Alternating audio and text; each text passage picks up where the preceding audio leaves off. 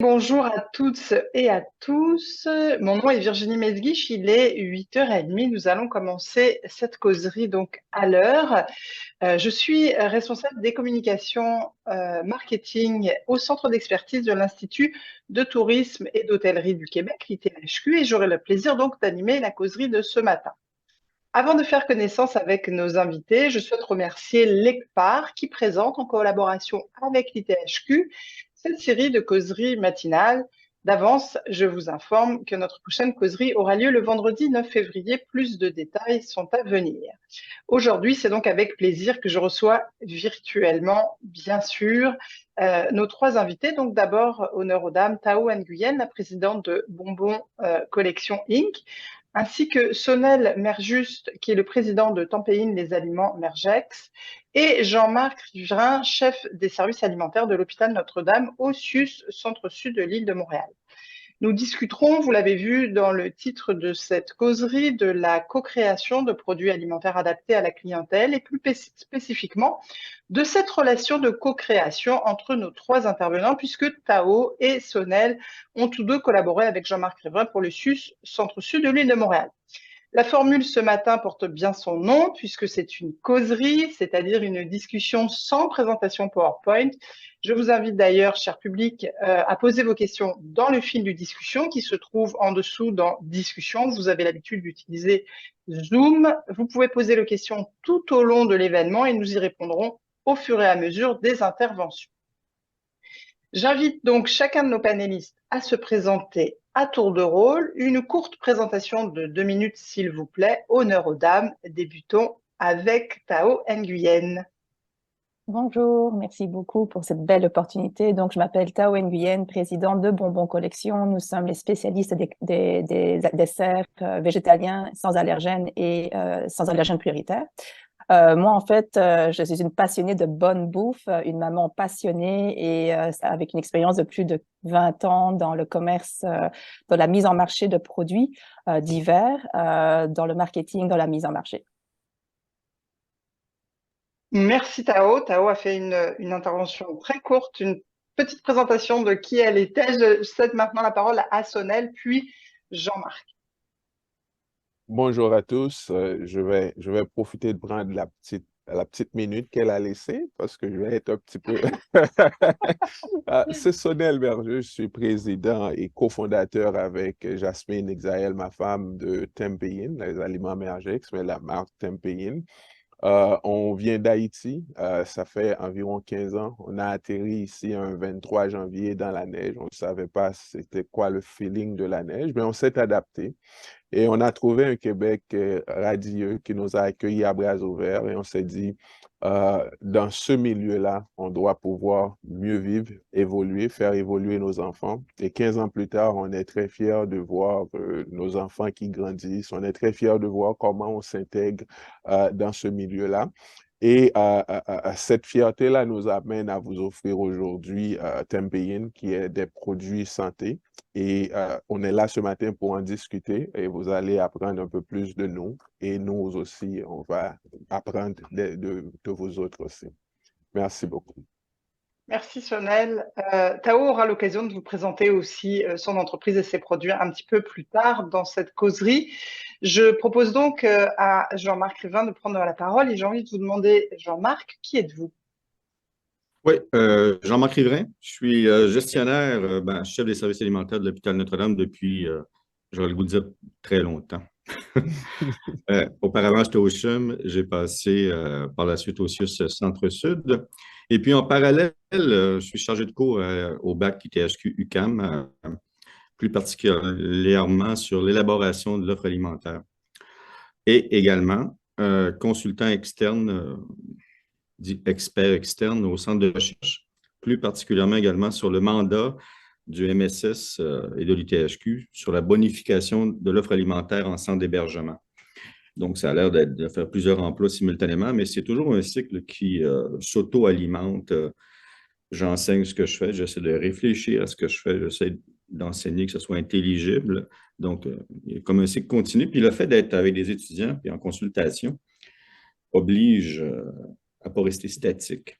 toujours essayer d'être à l'écoute de nouvelles réalités, de nouvelles perceptions, là. Donc, c'est intéressant. Ça m'empêche de m'assagir, je dirais. Merci beaucoup.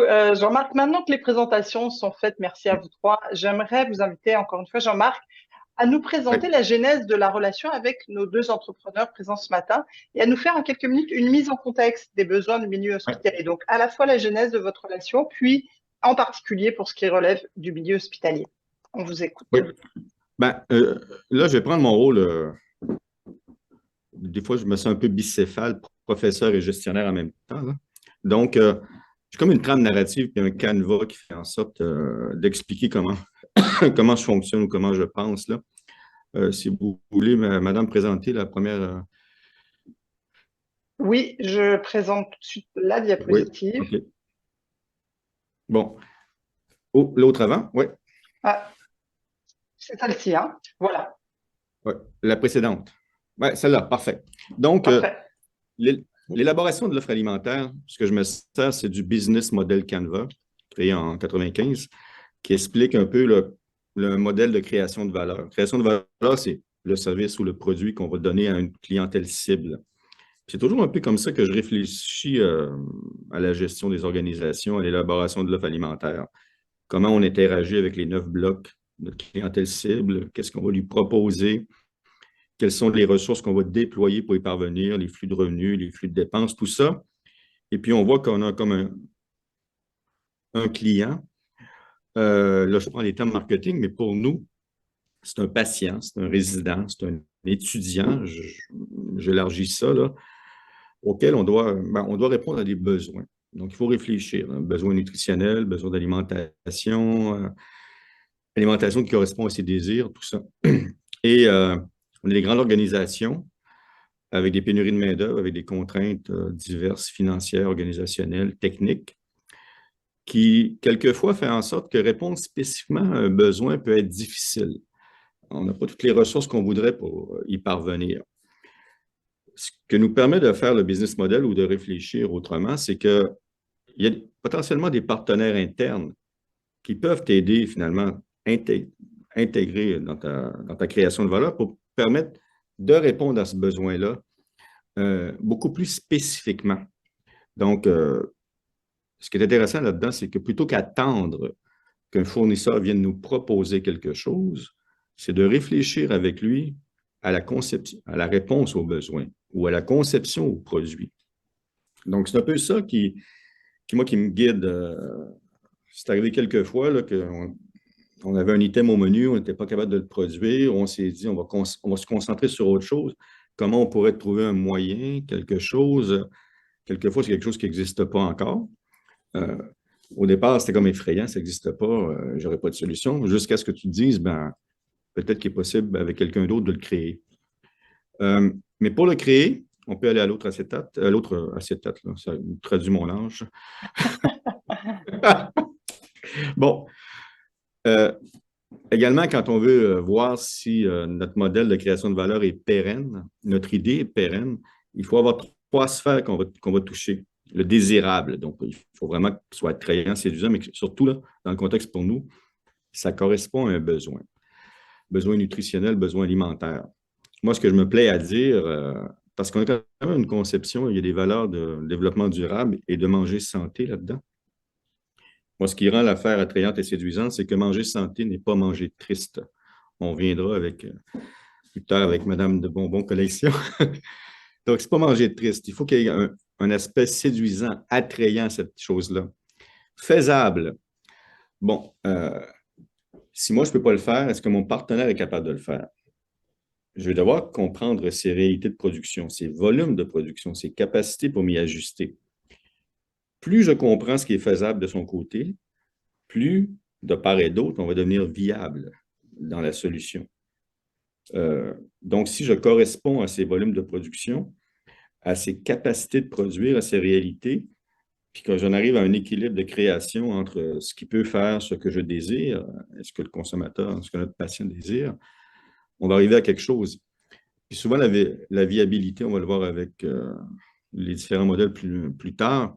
À partir de l'instant qu'on connaît leur flux de production, leur capacité, ça nous permet, quand on se projette puis qu'on est capable de quantifier notre besoin, de donner la matière pour convaincre des distributeurs de les intégrer. Donc, vraiment, il faut que ça amorce un dialogue entre les partenaires. C'est vraiment une relation. Là.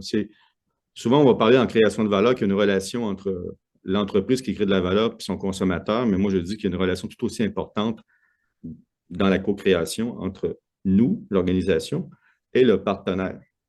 Ça dépasse une simple relation d'affaires fournisseur. Là. La co-création ferait en sorte qu'on est pas mal plus proactif dans notre affaire. Là. Ça approfondit une relation qui peut être très, très simple, mais qui devient beaucoup plus profonde.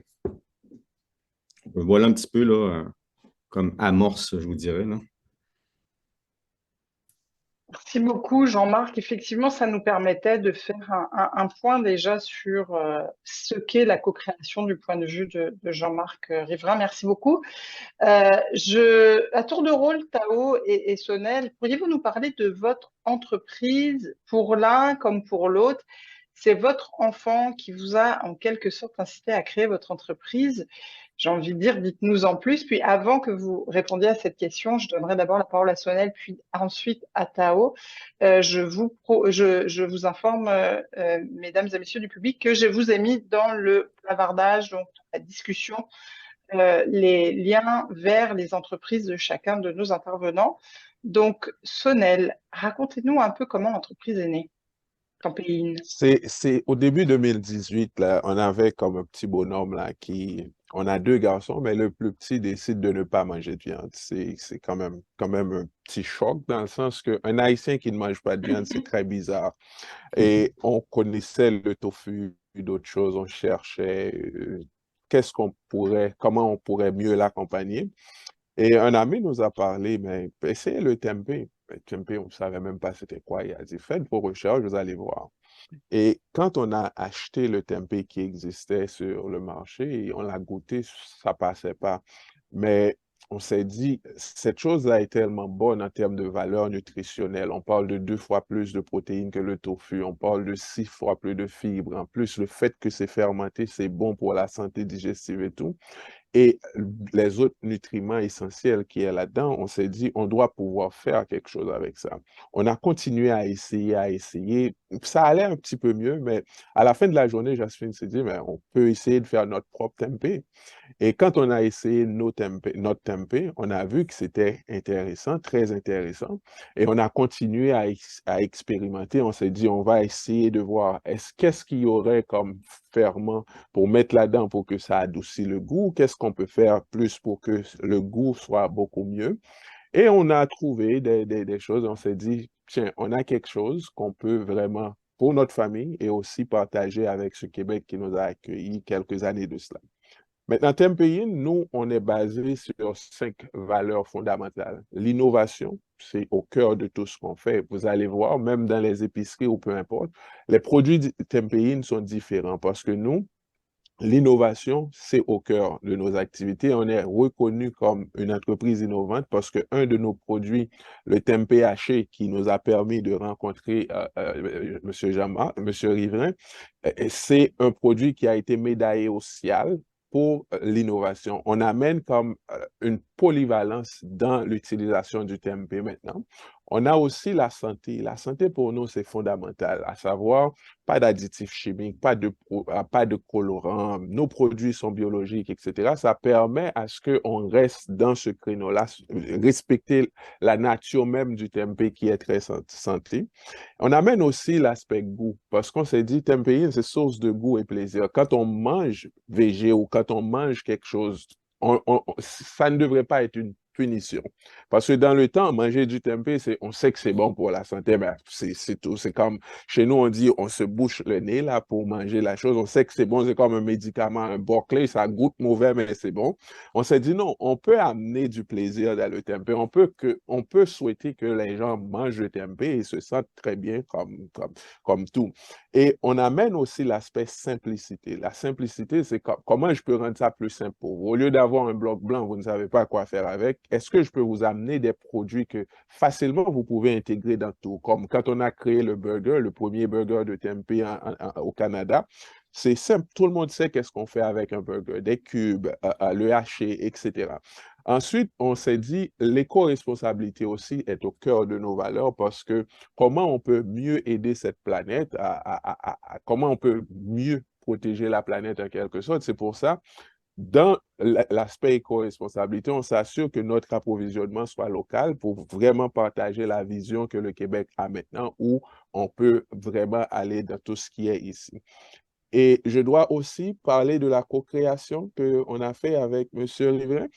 Peut-être Avec... avant que vous en parliez, soit vous nous racontez, soit je vais laisser la parole à Tao qu'elle nous présente, puis après on va revenir à vous, Sonel, si vous voulez bien. Pas de souci. Donc, Bonbons Collection, comme je l'ai mentionné, nous sommes des spécialistes des pâtisseries et des desserts végétaliens, mais également certifiés sans gluten et sans allergènes prioritaires. Tout comme Sonel, en fait, ça a commencé avec ma deuxième fille. Il faut croire que les deuxièmes enfants nous défient beaucoup, hein, mais ma deuxième fille est née avec plusieurs allergies alimentaires et comme tout bon parent, je cherchais des solutions pour elle. Parce que quand on parle de dessert, quand on parle de collation, quand on parle de choses sucrées, ben, c'est du plaisir, c'est du bonheur, ça fait partie de l'enfance. Ce qui me dérangeait beaucoup, en fait, c'est que tout ce que je trouvais sur le marché, soit ne lui convenait pas, parce qu'on trouve pas mal de choses sans gluten, on trouve pas mal de choses sans noix, sans arachides ou sans produits laitiers, mais quand vous avez une combinaison de restrictions alimentaires, ben, c'est très, très compliqué. Et ce que vous trouvez sur le marché, en fait, ben, ne correspondait pas à mes valeurs. Mes valeurs à moi, c'était vraiment, ben, il faut un retour aux sources, il faut que ça reste naturel, il faut que ce soit sain pour l'humain et pour son environnement. Ça, c'est vraiment dans les valeurs de base de l'entreprise. En fait, on veut être le plus inclusif, on veut que toute personne qui vit avec des restrictions alimentaires, que ce soit par choix parce ils sont végétaliens ou végétariens, ou que ce soit par obligation parce qu'ils ont des allergies alimentaires, ben, on veut vraiment que toutes ces personnes-là se sentent inclus dans tout moment gourmand. Tout comme M. Riverain disait, ben, manger sain, ça ne veut pas dire manger triste non plus. Il y a eu beaucoup de produits sans gluten, produits sans produits laitiers, ce genre de choses-là qui existent depuis un bon bout de temps. Puis souvent, ben, soit ça avait l'air trop santé, hein, ça a l'air santé et ça goûte santé. Quand on me dit ça d'habitude, c'est comme c'est pas un compliment. Puis ou bien c'était des produits qui avaient beaucoup trop d'additifs, beaucoup trop de colorants et ainsi de suite. Puis on le sait, on ne peut pas continuer à consommer comme on le fait. Il faut faire les choses différemment. Donc, je voulais vraiment faire les choses différemment en lançant cette entreprise, en fait, où je voulais qu'on allie inclusivité, plaisir, tout en ayant également une vision durable, en fait. Donc, dès le départ, on a vraiment décidé de s'approvisionner le plus local possible. Et surtout, vous savez, dans l'industrie de tout ce qui est pâtisserie, c'est une industrie qui est très traditionnelle, avec les choses sont faites d'une certaine manière et ainsi de suite. Puis, ce qui est triste à constater, c'est que souvent, on va pour l'option la moins chère. Or, l'option la plus durable n'est pas toujours et n'est jamais la moins chère. Nous, ce qu'on veut vraiment prouver, c'est qu'il y a moyen de faire beau, de faire bon et de faire ça intelligemment et de manière durable. Non seulement dans l'approvisionnement, mais également dans nos façons de faire. Donc, par exemple, on a en place depuis nos premiers jours, en fait, beaucoup de protocoles que pour réduire le gaspillage alimentaire, toutes les matières résiduelles sont revalorisées dans la ligne de production même et on recrée d'autres produits. Donc, l'innovation, la création, c'est vraiment au cœur vraiment de ce qu'on fait dès le départ. On ne fait pas juste que des petits gâteaux. On fait des petits gâteaux qui font du bien au corps et à l'esprit. Sympathique. Allez visiter le site de Tao, Bonbons Collection, vous allez voir toutes ces petites douceurs. Ça donne envie. Et j'ai envie pour répondre à la question de Sonel, est-ce que je parle tout de suite de ma relation avec Jean-Marc Riverain? J'inviterai avant Jean-Marc Riverain à dire comment vous avez rencontré Sonel et Tao. Oui. Ben, à vrai dire, c'est une grande question. Comment débuter la co-création ou comment trouver un partenaire de danse ou de co-création? Ben, moi, je vous dirais que tous les moyens sont bons. Puis, ce qui est arrivé tout à fait par hasard, c'est que l'automne dernier, fin de l'automne, il y a eu un colloque, des conférences et du speed dating avec le CIBIM. Et on a speed daté avec M. Merjuste. Il y a eu quelque chose qui s'est passé. Et avec Mme Tao, c'était lors de la conférence que ça a cliqué sur.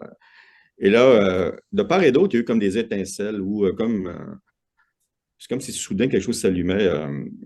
Je constatais que, par rapport aux protéines végétales, que le tempeh était passé dans une autre dimension, vraiment, où je découvrais quelque chose de très, très différent, de beaucoup plus polyvalent, et avec des entrepreneurs comme M. Mergus, avec une grosse capacité de production.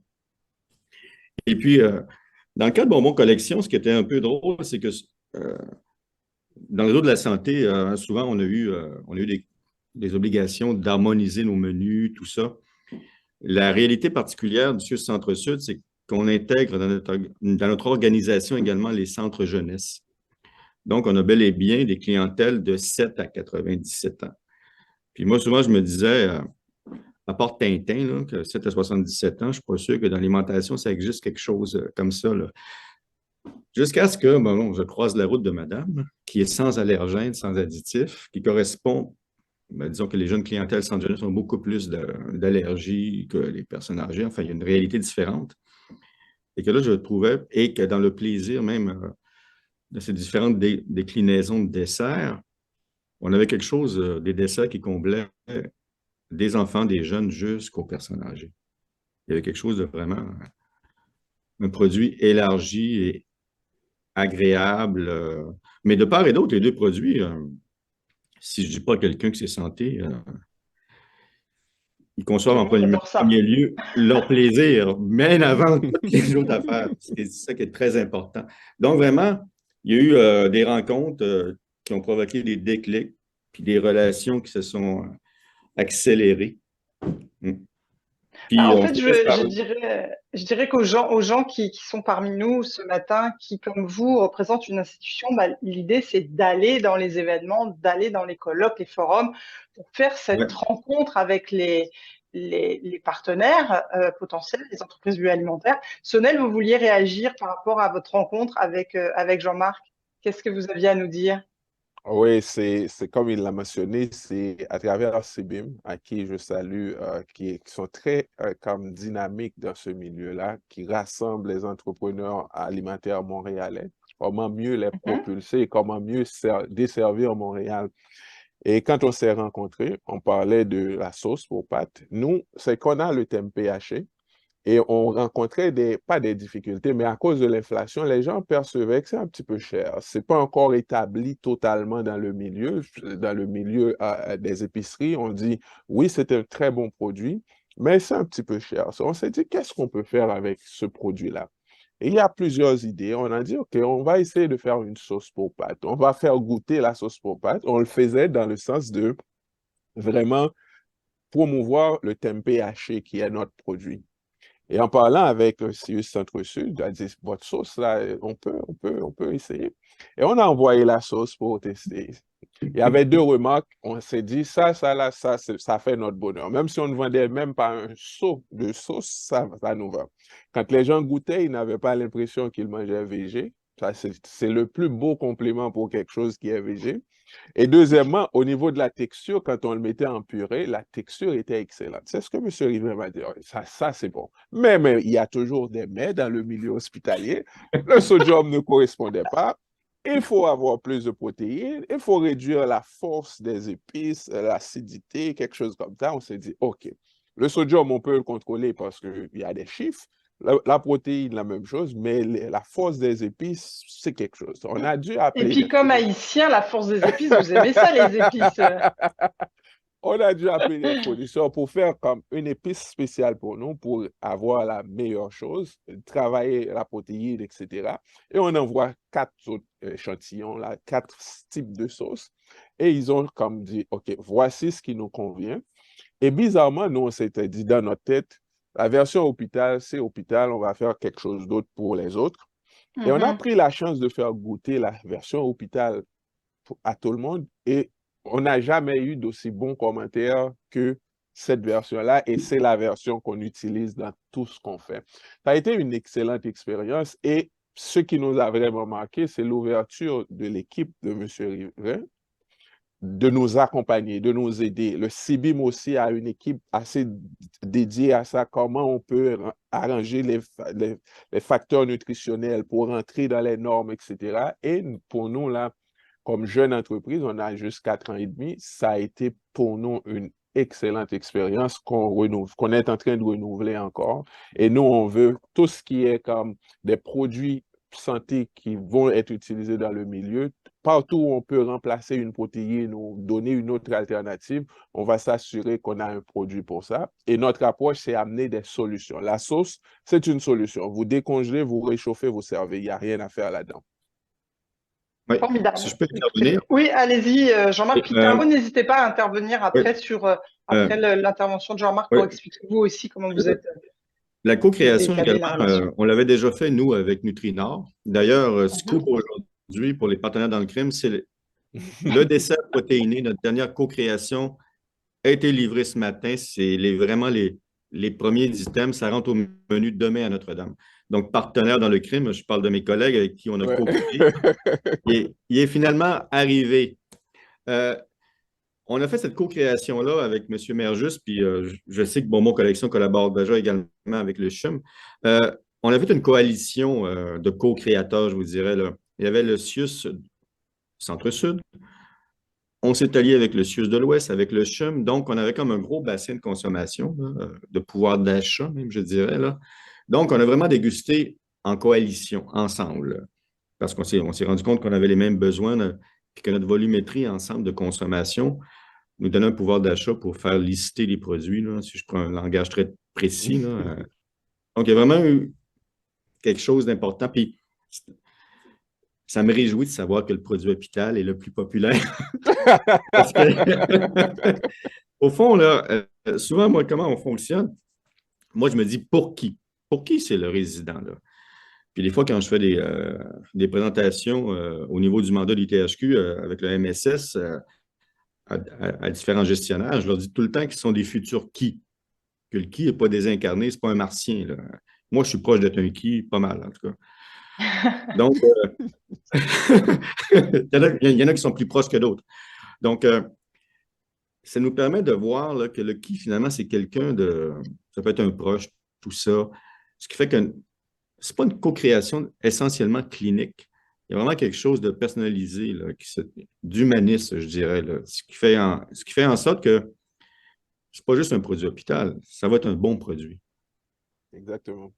Puis vous les faites goûter, hein, vos produits, Oui, Jean-Marc. oui, Vous les goûtez en petit comité, puis vous les faites goûter aussi. Oui, moi, je n'ai pas la prétention de savoir qu'est-ce qui va marcher ou pas quand je goûte. Je n'ai pas cette prétention. Même si mes équipes me disent des fois que je suis la future clientèle cible, je n'y crois pas. Dans notre... l'arrivée de la sauce tempeh dans le menu du CIUS Centre-Sud est arrivée en même temps que l'implantation du menu d'hiver, qui est toujours validé par des dégustations avec les résidents dans les centres d'hébergement.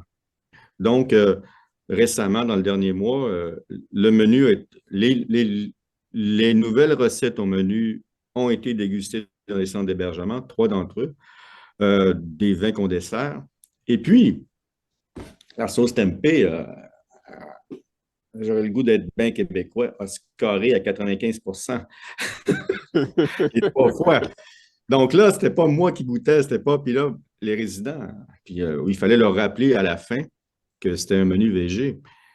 Mais ce qui est intéressant, de part et d'autre, autant au niveau des desserts, où on a à peu près plus personne de capacité de production en termes de desserts et de desserts tendres et tout ça, où le végé, je ne trouvais pas qu'on standardisait tout le temps des recettes très, très gagnantes. Donc, là, on a accès à des créateurs qui nous permettent de répondre à nos besoins, aux besoins des résidents et des patients. Bah, écoutez, merci de l'information, puis un beau compliment pour Tempéine et Sonel Merjus. Tao, j'ai envie de vous demander à votre tour, comment ça s'est passé cette relation, donc comment vous avez intégré le milieu institutionnel et particulièrement là, parce qu'on en parle, le CIUS Centre-Sud, mais peut-être en général, j'ajouterai une autre question à laquelle on a pensé, mais quels sont les points clés pour un projet de co-création? Bon, d'abord là, celui-ci, puis après les points clés sur un projet de co-création. En fait, je vais juste d'abord rebondir également sur ce que M. Riverain dit. Vous savez, le qui, là, moi, je fais partie du qui. Pas à cause de mon âge ni quoi que ce soit, mais vous voyez, tout le monde est un qui. Parce que, par exemple, dans le cas de ma fille, ben, on a visité beaucoup d'hôpitaux hein, lorsqu'on a des allergies alimentaires et ainsi de suite qui sont fatales, malheureusement, qui peuvent être fatales. Ben, on visite beaucoup les hôpitaux. Puis on se rend compte que l'offre en milieu hospitalier, c'est parfois un milieu qui n'est pas spécialement très gai à la base. Puis quand en plus on n'arrive pas à se nourrir sur place, ben, ça complique beaucoup les choses. Donc moi, ça faisait vraiment partie de dans mes axes, mes stratégies d'affaires. En fait, je m'étais toujours dit, il faut qu'on fixe ce point-là. Parce que l'hôpital, le centre hospitalier, c'est un des points principaux dans lequel je vais toujours me retrouver. Puis, il faut que je puisse nourrir mon enfant là-bas. Donc, je suis un qui, puis c'est comme ça que j'ai commencé. C'est comme ça que j'ai créé les produits, avec vraiment en tête, qu'est-ce qu'on peut retrouver là-bas qui ferait du bien à mon enfant lorsqu'il est hospitalisé. Donc ça, c'est un des points. Le deuxième point que je vais aborder avant de commencer vraiment le projet de co-création, c'est également de rebondir sur ce que Sonel disait. Vous savez, nous, les entrepreneurs, on est plein d'idées, on est plein d'ambitions, mais on manque parfois de contact. On manque de contact, puis on ne sait pas comment rejoindre ces différentes institutions-là. Et ça ne fait que souligner en fait le rôle essentiel d'organismes comme le CIBIM, comme les tables de concertation en agroalimentaire, comme je vois ici également que le développement économique Longueuil est présent. Ils sont essentiels en fait à créer ce pont entre les différents acteurs locaux qui ont tout à gagner justement à se rencontrer. Donc c'est vraiment comme ça que j'avais rencontré Monsieur Riverain. J'avais déjà commencé à travailler avec différents CIUS ou différents centres hospitaliers, mais c'était une approche plus traditionnelle, en fait, dans le sens où on présentait nos produits, puis bon, une demande de dégustation est faite, puis c'est nos produits tels qu'on les fait. Ce qui a fait la grosse différence avec M. Riverain, c'est qu'il a donné une conférence, en fait, dans le cadre des menus institutionnels, puisque les institutions recherchaient. Et il a touché différents points qui avaient vraiment du sens. Il y avait toute cette ouverture d'esprit-là, parce que ce qui est pour moi dans la co-création une formule gagnante, bien plus qu'une approche traditionnelle de vendeurs-acheteurs qui présentent leurs produits et ainsi de suite, c'est que on part du besoin de l'institution qui détermine clairement c'est quoi ses besoins. Parce que nous, on a une panoplie de produits, comme dans le cas de Bonbons Collection, on vend au consommateur final directement, on vend dans les épiceries, on vend dans d'autres services alimentaires, les restaurants, les hôtels et ainsi de suite. Donc, on a une même recette qui est formatée dans différents formats. Mais de vraiment partir du besoin de l'institution à la base en comprenant qu'est-ce que vous recherchez. Quel est le format qui vous convient le mieux? Quel est le prix maximum?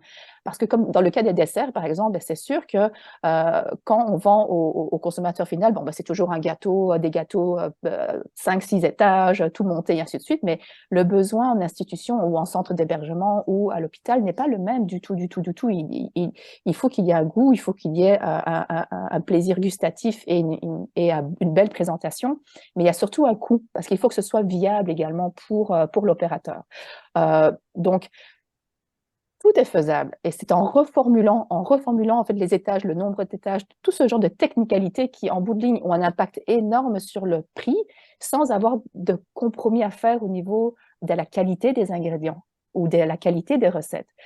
C'est justement en comprenant c'est quoi les points importants, les besoins techniques en fait du demandeur, qu'on peut, nous, en tant que créateurs, venir avec des propositions qui ont du sens. Vous voyez, donc ça, c'est vraiment la clé très, très importante. Donc, on essaye différentes choses, aussi bien avec un produit préemballé déjà préexistant, qu'on retrouve, par exemple, dans les cafétérias du CHUM. Donc, je dis bonjour également au CHUM qui est là aujourd'hui. Mais dans le cas de co-création ici, là, on va reformuler un produit similaire et le formater dans quelque chose qui aura du sens pour la clientèle de M. Riverain, par exemple. Oui. Merci beaucoup, Tao. Juste préciser, Jean-Marc, avant que Jean-Marc ne réagisse aux propos de Tao, que vous l'avez remarqué, mais Andréane Rouleau vous a partagé dans la discussion la prochaine rencontre d'acheteurs du CIBIM qui aura lieu du 5 au 16 février. Vous avez le lien pour vous inscrire. Allez-y, Jean-Marc, si vous vouliez réagir. Oui, je réagis parce que souvent, quand on fait de la co-création, il y a différentes choses qui vont se produire. C'est que ça va correspondre à un besoin spécifique auquel le marché ne répond pas encore ou pas adéquatement, si on veut, là. Donc, oui, il peut y avoir au départ quelque chose de gré à gré, ce à quoi nos différentes directions d'approvisionnement et logistique sont réfractaires. Mais ce que l'expérience nous démontre, c'est que tous les produits de co-création qu'on a fait dans les dernières années, que ce soit avec Nutrinor ou même avec M. Merjuste, ont fini par être mandatés dans les prochains contrats d'achat. Donc, c'est Magnifique. comme si on finit par permettre à ces produits-là d'émerger d'une autre façon puis d'être ouvert à tout le monde. Puis l'autre chose que je dirais, c'est que quelquefois, ça m'est arrivé de penser qu'on avait créé un produit juste pour nous autres, là, puis notre besoin, exemple, le blanc-manger ou le pudding au riz de Nutrinor, pour me rendre compte lors d'une autre rencontre avec Équiterre, comme une assiette, que les garderies se réjouissaient d'avoir maintenant accès à ce produit-là. Ce qui, au début, n'était pas dans notre objectif, là. Mais à partir de l'instant où tu as créé un produit, lui-même a fini par avoir sa vie propre et son marché. Mais c'est surtout dû au fait que tu finis par le mettre dans le réseau de distribution qui permet d'avoir une croissance puis un développement, là. Donc, c'est intéressant. Et d'entrer dans le système d'appel d'offres finalement. C'est-à-dire de ne plus Oui, être dans le oui, contrat de puis créateur, je mais vous entrer dans dirais le que système d'appel d'offres. ce qui est réjouissant là-dedans, là, c'est que la co-création, on ne crée pas avec des entreprises américaines, là. On crée avec des Voilà, entreprises québécoises exact. émergentes, issues de l'immigration, tout ça. Un nouveau Québec. Moi, je trouve ça intéressant comme valeur, là. On est en train de créer un nouveau Québec, tout ça, là, émergent. J'ai envie de vous demander, Jean-Marc Rivret, justement, comment on trouve ces entreprises partenaires? Là, évidemment, vous avez eu l'occasion de rencontrer lors d'un événement Tao et Sonel, mais sinon, est-ce que vous aviez des trucs? Comment les trouver, ces partenaires? Ben, des fois, ça arrive au hasard. Je trouve que la co-création ou même la création en général, ça demande un état de disponibilité et d'ouverture. Il faut être perméable. Puis à un moment donné, tu as un besoin, tu as un problème, tu te promènes.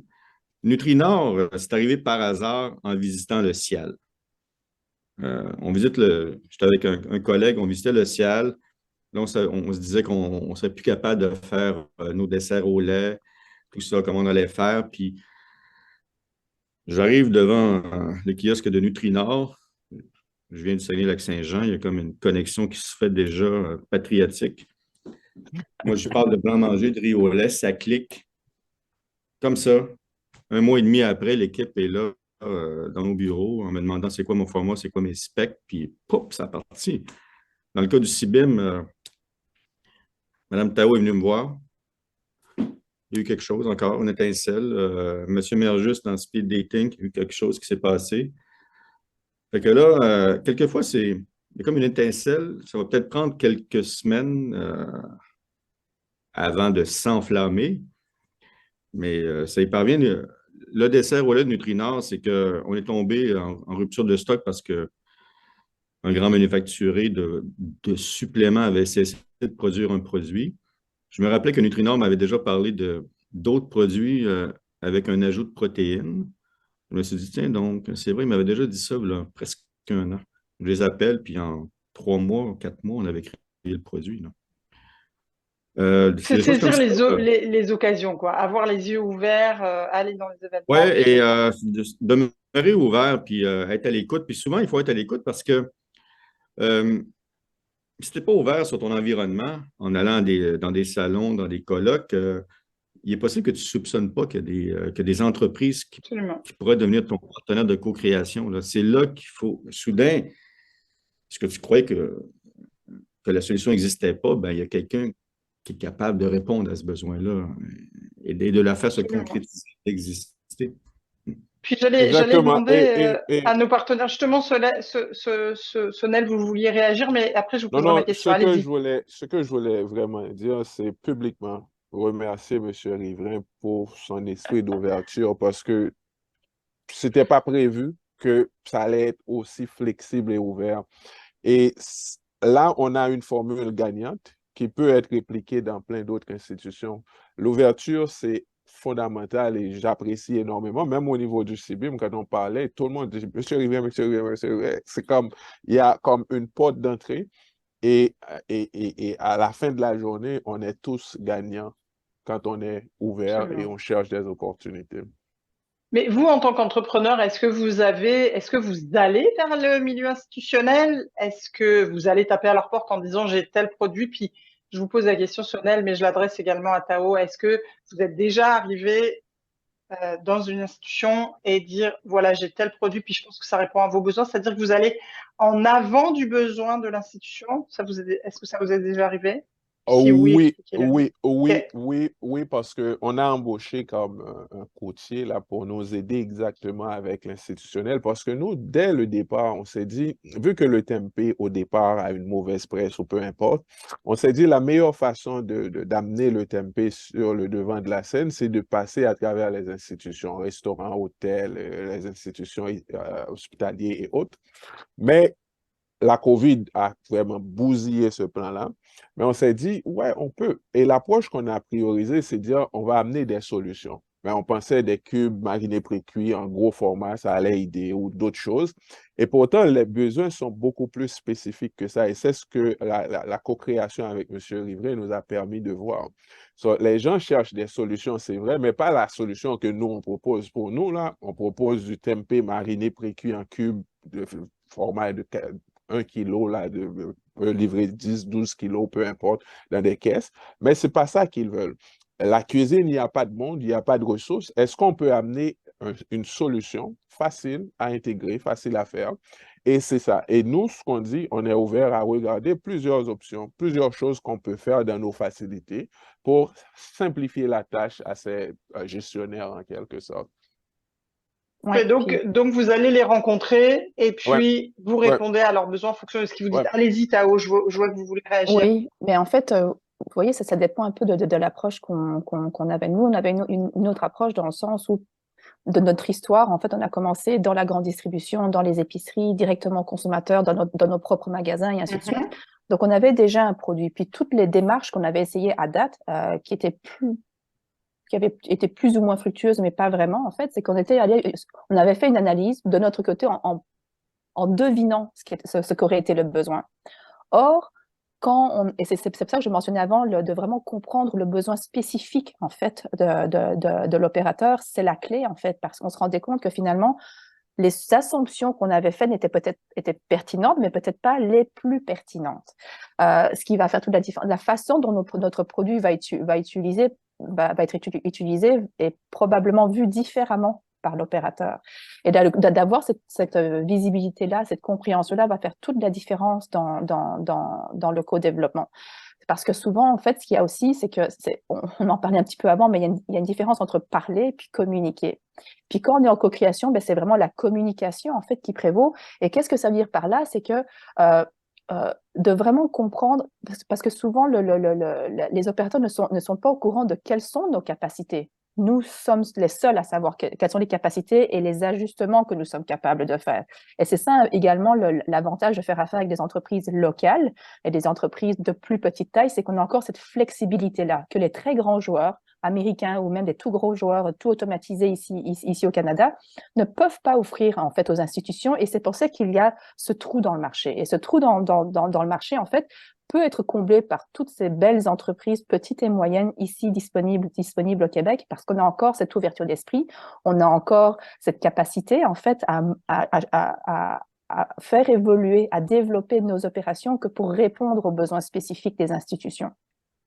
Donc, moi, c'était vraiment plus dans ce point-là que je voulais comme apporter un petit quelque chose. J'allais poursuivre en vous demandant, on comprend que vous distribuez évidemment au SUS du centre-sud de l'île de Montréal, au CHUM aussi, mais est-ce que vous êtes ouvert à d'autres, est-ce que vos produits sont distribués ailleurs dans le secteur public? Oui, ben en fait, on essaye, on est en fait dans les universités. Un autre marché qu'on développe vraiment beaucoup, c'est également le réseau des garderies et des écoles. Parce qu'en bout de ligne, ce qu'on veut, c'est que on connaît le succès de nos produits du point de vue du consommateur, l'usager final. Maintenant, c'est d'aller atteindre les opérateurs intermédiaires qui vont pouvoir continuer à offrir le produit dans d'autres réseaux. Ce sont à nouveau les mêmes recettes parce qu'elles sont saines, parce qu'elles sont moins sucrées, parce qu'il n'y a pas de colorants, parce qu'elles sont également inclusives, étant sans allergènes, elles répondent aux besoins de beaucoup plus de monde. Ça facilite la vie des opérateurs également parce que c'est un produit qui n'est pas juste pour les gens qui ont des allergies, c'est un produit qui est bon même pour quelqu'un qui n'a aucune restriction alimentaire. Donc, ça facilite la vie parce que bon, la pénurie de main-d'œuvre, tout le monde la vit. Donc, c'est un produit clé en main qui est là. Maintenant, c'est de l'offrir dans les formats spécifiques nécessaires à chaque réseau. Ok, absolument. Dans, Et pour dans ceux notre qui nous cas, écoutent, n'hésitez pas à communiquer avec nos entrepreneurs ici présents. Allez-y, ouais, Solène. ouais, dans notre cas, on s'est dit, comme M. Riverain l'a mentionné, on est comme officiellement CIUS de l'Ouest, CIUS Centre-Sud, le CHUM. Et hier, le menu Sainte-Justine a commencé. Il y a la sauce, non seulement la sauce, il y a aussi le tempeh nature qu'ils ont embarqué. Et l'hôpital Sacré-Cœur a déjà approuvé la sauce. Ça veut dire que ça va rentrer bientôt. On a le 6 de la Montérégie qui a aussi approuvé la sauce. Donc, tranquillement, on rentre. Là, on est aussi dans le milieu des garderies. On vient de commencer parce que nous, on pense que ces enfants-là, ils seront les clients de demain. Et on cible les hôtels, les cafétérias, peu importe l'institution, on est en mesure d'offrir quelque chose qui fait du sens pour eux. Parfait, merci beaucoup. Oui. Jean-Marc, j'ai envie de vous demander comment on rend une relation comme ça de co-création pérenne? Pérenne, je vous dirais que à partir de l'instant où, au départ, vous vous assurez d'avoir plusieurs fois au menu les produits dont on parle, OK? Et un volume, puis souvent le volume, si on veut atteindre encore un volume plus pérenne, je vous dirais, ou qui va permettre une pérennité, c'est de s'unir. Exemple avec le CHUM, avec le CIUS de l'Ouest. Donc là, ça vous garantit que le produit est polyvalent, il est utilisé plusieurs fois sur un menu cyclique, exemple de 3 semaines. Et encore un langage de business, de marketing, vous êtes capable de le faire rouler chez le distributeur. Donc, d'assurer une rotation. À partir de l'instant où, dans la conception de votre menu, vous le mettez quelques fois, qu'à plusieurs, on est capable d'écouler des lots de production et de faire la rotation, de toujours manger frais, tout ça, ben, même le producteur, même le distributeur finit par être intéressé à le garder et puis va vous aider à garder une pérennité parce que il va se distribuer de plus en plus, là. C'est pas nous qui allons se faire appeler le vendredi en disant il reste tant de caisses, là, il faut y passer. Non. Il y a un volume de consommation, tout ça. Puis je vais revenir sur tout ce qui se dit, là, puis surtout, là, on dit M. Riverain, M. Riverain. Là. M. Riverain, il est juste devant le peloton pendant un certain temps. Là. Moi, je vois ça comme en termes cyclistes, comme un peloton. Là. Là, temporairement, je coupe le vent, mais il y a de la rotation. Quelqu'un d'autre passe devant, quelqu'un d'autre passe devant. Puis, au bout de la ligne, on est allé beaucoup plus loin, beaucoup plus confortablement qu'avoir été seul. Tout ça. Le but d'aujourd'hui, c'est d'induire ces réflexes de co-création-là. Là. Puis, on l'a fait dans le Grand Montréal, là, mais je dis que quelque part en Gatineau, en Abitibi, ailleurs en région, s'il y en a qui sont là, c'est possible de faire ça. Là. En parlant avec des entreprises de votre coin. Souvent, dans les régions, il y a un seul CIUS, mais parlez avec les commissions scolaires, unissez votre offre. Non. On est arrivé à co-créer. Là. Il faut reproduire ce genre de réflexe-là. On a d'ailleurs dans le fil de discussion un témoignage de Malek du 6 de l'Outaouais qui parle justement de sa découverte de tempéine et de bonbons collection. Donc, je vous invite peut-être à lire le commentaire et qui nous parle aussi de différentes approches auprès de collations, des bars collations ou des choses comme ça. Très intéressant. Tao, j'ai regardé sur votre site web, je vois que vous proposez divers mélanges, des mélanges à biscuits, à gâteaux, à pain, à gaufres et toute autre sorte. Vraiment, allez voir le site Bonbon Collection. Est-ce que ces produits sont disponibles pour le secteur institutionnel? En fait, tous nos produits, sans exception, sont disponibles dans tous les formats pour tous les secteurs. En fait, dans la stratégie, la vision à la base de l'entreprise, c'était d'être là, présent dans les besoins de l'usager, dans toutes les étapes de consommation possibles, de tout ce qui était plaisir, gourmand, sucré, et ainsi de suite. Donc, c'est pour ça qu'on a vraiment, dans tout ce qui est saisonnier, avec les bûches de Noël. D'ailleurs, on s'en va avec les produits de Noël aussi centre-sud. J'ai vu que vous aviez le calendrier de l'Avent, hein, le calendrier de l'Avent. Pour les amoureux du chocolat. Donc, on a tout ce qui est célébration, gâteau d'anniversaire, gâteau centenaire sur lequel on travaille présentement avec Monsieur Riverain. Mais on est également dans tout ce qui est le plaisir rapide, gourmand, on veut juste se faire plaisir. On est également dans les collations, quand on est on the go, on a besoin de quelque chose rapidement. Puis également dans les besoins de cuisson à la maison. Nos mélanges, par exemple, sont utilisés dans les CPE. Parce que pour les CPE qui ont leur propre cuisine, c'est beaucoup plus facile pour eux d'avoir une recette qu'ils préparent sur place parce qu'ils ont quand même cette envie de cuisson sur place, de fraîcheur, de fraîcheur.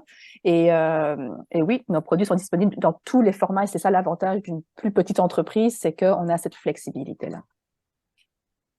Tao, Sonel, pardon, je vous demanderai, qu'est-ce qui fait la différence? Qu'est-ce qui différencie plutôt Tempéine d'un autre producteur de tempeh? Puis qu'on devrait vous choisir, vous. La première chose, je dirais, c'est que nous, on est intentionnel d'avoir un produit qui goûte bon. Source de goût et de plaisir, c'est notre intention. On est aussi très focusé sur créer de nouvelles choses avec le tempeh, rendre le tempeh plus facile, plus accessible et plus simple à consommer. Et l'autre chose, c'est que, comme Tao l'a mentionné, on est flexible. On est excessivement flexible et on est agile. Sur le fait de notre taille, on est capable de s'adapter rapidement. Et juste pour vous donner un exemple, dans 2 semaines, je dois me rendre au CIUS Centre-Sud, rencontrer l'équipe de M. Riverain. Je vais avec comme 3 formats de cubes différents, 3 choses différentes, etc. Et puis, on va choisir qu'est-ce qu'on peut faire. So, cette facilité-là, vous le trouvez en nous, on répond, on est flexible, agile, et puis on est intentionnel dans vraiment vous apporter une bonne solution. Donc j'ai envie d'ajouter à cette question, à moins que Jean-Marc, vous vouliez réagir. Oui. Allez-y. Monsieur Mergis me fait réagir avec ces 2 qualificatifs-là. Flexible et agile, qui ne sont pas des qualificatifs nécessairement qui me viennent à l'esprit par rapport au réseau de la santé. Okay? Donc, petit édito, attention, également. Ah oui, mais j'assume mes paroles et mes écrits, là. Plus on est harmonisé, nous, là, notre menu harmonisé nourrit 3200 patients. Ça présente des avantages. Et dans les désavantages, on n'est pas nécessairement facilement souple et flexible dans ce contexte-là. Là. OK? Donc là, la co-création nous permet de se doter de facultés qu'on n'a pas à prime abord. Flexibilité et agilité. C'est un autre avantage de la co-création, je trouve. Là. Oui, absolument. Finalement, savoir répondre à la demande, puis dans une de mes questions, mais je pense qu'on a eu la réponse pour Tempéine, c'était est-ce que vous avez la capacité de production pour répondre à la demande? Si le milieu institutionnel dans son ensemble vous faisait une demande, je comprends qu'a priori, oui, vous l'avez. À ça, je réponds, je peux livrer facilement 4 palettes. Une palette, c'est 160 seaux de 4 litres par semaine. On est actuellement à 1 palette par mois. Ça répond tout. Parfait. Écoutez, c'est parfait. On est quand même encore, évidemment, on reste sur notre sujet qui est la co-création. J'ai envie de vous demander, Tao, quels sont les défis puis les pistes de solutions pour le transformateur alimentaire dans un projet de co-création? Les défis, en fait, c'est d'abord il faut qu'on connaisse c'est quoi le besoin spécifique. Est-ce qu'il y a un besoin spécifique en taux de sucre, en taux de sodium, en taux de gras et ainsi de suite, pour que nous, on puisse voir si on doit reformuler. Parce qu'il y a toujours différentes pistes dans le développement de produits. Ça fait plus de 20 ans que je fais du développement de produits, de divers types de produits. Puis, c'est souvent de comprendre est-ce qu'on doit changer la formule à la base, qui prend beaucoup plus de temps, qui est beaucoup plus technique et beaucoup plus compliqué, surtout dans des produits comme les nôtres, où on est déjà à la limite, en fait, de la chimie alimentaire, en enlevant tous les allergènes, les œufs, le gluten, les produits laitiers, les noix et ainsi de suite.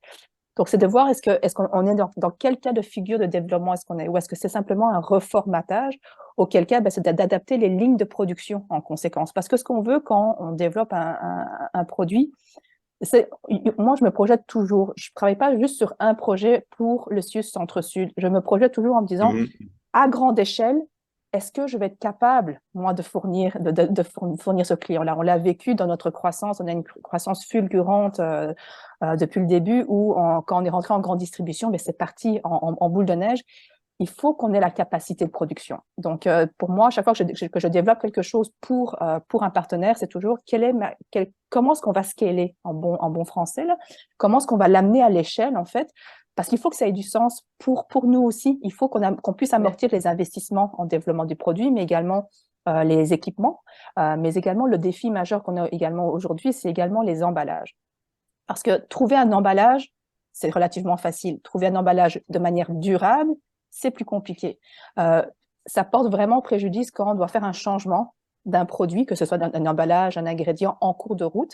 Donc, moi, j'ai une approche très, très traditionnelle, en fait, et très conservatrice, où je veux m'assurer que quand je présente quelque chose, c'est quelque chose de solide et qui ne va pas bouger pour au moins minimum 1 an, avec le prix, avec les composants qui y sont reliés. Et je peux vous assurer que faire des choses de manière durable apporte son lot de défis de nos jours, mais c'est correct. C'est un défi que je suis prête à prendre parce que ça fait partie de nos valeurs et qu'on est les pionniers, en fait. On veut prouver qu'il y a moyen de le faire. Il faut juste y mettre l'effort et la volonté. Très bien. Puis vous parliez de faire de la chimie. Moi, je dirais même que vous faites de la magie. Les desserts, c'est magique, on adore ça. Je vois qu'il reste quelques minutes seulement à notre échange. Ce matin, c'est passé très, très vite. À chacun un tour de rôle, j'ai envie de vous laisser une petite minute pour un petit mot de la fin et ensuite, je terminerai. Sonel, vous auriez un petit mot à nous faire en 1 minute ou 2 maximum. Non, le mot que je dirais, c'est on est très reconnaissant pour plusieurs raisons. Et émotionnellement, ça nous rejoint dans le sens que on est très reconnaissant de pouvoir faire une différence dans la vie des gens. Quand vous nous accordez l'opportunité de vous servir, on le fait de tout cœur et on le fait avec amour parce que pour nous, c'est comme pas une dette qu'on paie, mais on est reconnaissant d'être bien ici, d'être chez nous ici et de pouvoir faire la différence. Nos produits, c'est des produits santé et l'objectif vraiment, c'est on est en mission d'aider le Québec à mieux se nourrir. Les autres, ça s'en vient après pour le reste du Canada, mais on est en mission d'aider le Québec à bien se nourrir. Ça, quand on amène un produit ou on crée un produit ensemble, l'objectif principal, c'est vraiment vous aider à mieux servir vos patients, vos clients en quelque sorte. Et on est là, on est flexible, on est agile, je le redis. Si vous voulez nous contacter, on est présent et on va faire la route avec vous. Merci beaucoup. Merci beaucoup. Puis encore une fois, pour ceux qui sont en ligne avec nous, le lien est au début de la conversation dans le fil de discussion. Tao, un mot de la fin et puis enfin, Jean-Marc Rivera. Allez-y, Tao. Oui, ben, je vais pas être très originale à Sonel. Sonel me vole toutes mes punches, mais non, c'est vrai, c'est beaucoup de reconnaissance. On en parlait justement avant le webinaire.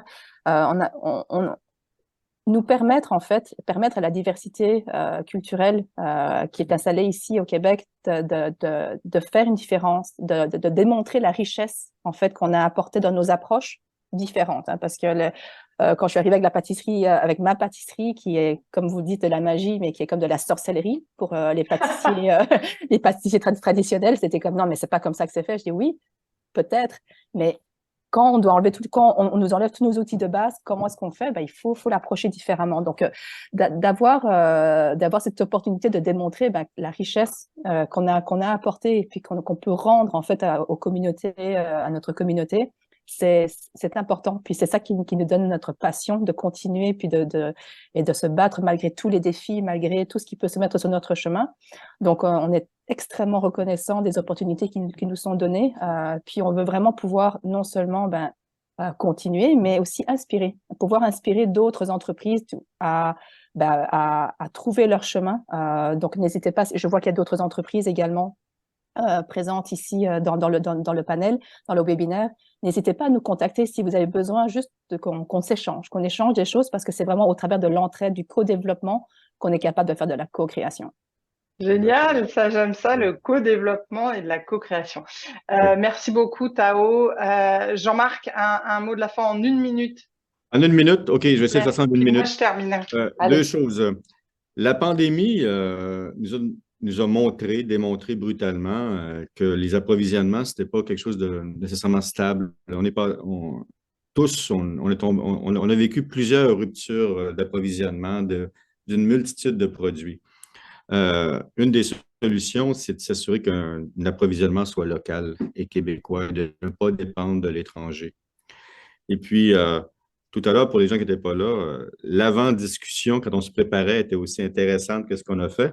Ce qui était rigolo, c'est qu'à 4, on discutait d'alimentation québécoise, de promotion de l'alimentation québécoise, puis je trouvais extrêmement réjouissant d'être le seul Québécois de souche dans le groupe.